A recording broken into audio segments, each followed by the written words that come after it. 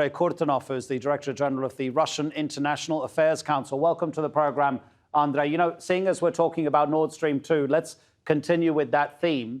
How concerned will the Kremlin be about possible Western sanctions, which Washington and the EU says are being prepared in case there's a Russian attack on Ukraine? That depends on the scale and the format of sanctions. I think that in the Kremlin, they are concerned about a new cycle of sectoral sanctions that might affect the Russian energy sector in the first place, which is the main source of hard currency for Moscow. And second, sanctions that might have a detrimental impact on the Russian financial system. Definitely, these are serious sanctions. Unlike sanctions which are targeted on specific personalities or particular companies that are subject to various economic restrictions. What is it about NATO's position, the organization insisting that it's a defensive alliance? What is it about NATO's position that makes Vladimir Putin believe that NATO is actually an aggressive organization? Well, if you talk to Vladimir Putin, he will probably give you a couple of examples when NATO was engaged in clearly offensive operations, maybe starting with Yugoslavia, turn of the century, the NATO attack on Yugoslavia airstrikes against this country. Later on, the NATO engagement in the civil war in Libya. And of course, the NATO operation in Afghanistan can hardly be considered as a purely defensive operation.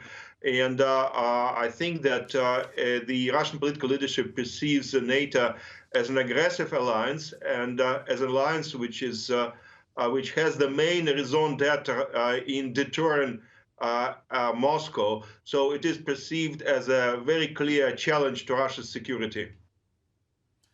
Earlier on TRT World, Andrey, we heard from a gentleman called Dmitry Babich, who's a political analyst at Sputnik International. That's obviously a Russian-funded government media organization. So Dmitry was speaking again from the Russian point of view. But very interestingly, he said he doesn't believe that Russia actually has the military capability to invade and then occupy a country as big as Ukraine. If that's true, what do you think the eventual aim is here? Possibly to have those breakaway elements of eastern Ukraine as a kind of a buffer zone between Russian territory and NATO? My guess is that in the Kremlin, they are concerned about the leadership in Kiev being tempted to use military force to recapture Donbass. So in a way, the Russian concentration can be regarded as a means of deterrence to prevent Ukraine from walking out of the Minsk agreements and trying to take Donbass with military means. I think that the message is very clear.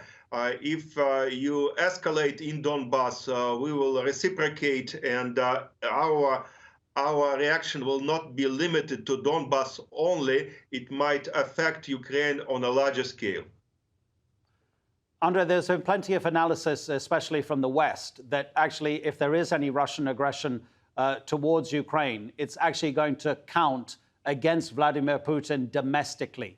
What can you tell us about the opinion on the street? Because many Western leaders are kind of banking on the fact that the average Russian would not want the military to become involved in any sort of conflict in that part of the world.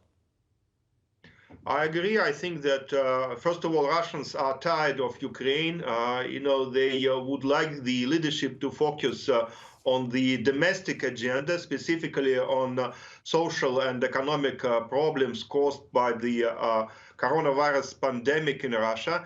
And second, I don't think that there are any major anti-Ukrainian feelings among the Russian population. I think the general perception is that Ukrainians are a nation which is very close to Russians, and it is very difficult to justify any large-scale military operation against Ukraine in the eyes of the Russian population. Andrey, thank you so much. Really interesting to hear sort of the Russian point of view of what's been happening. Andrey Kurtunov in Moscow.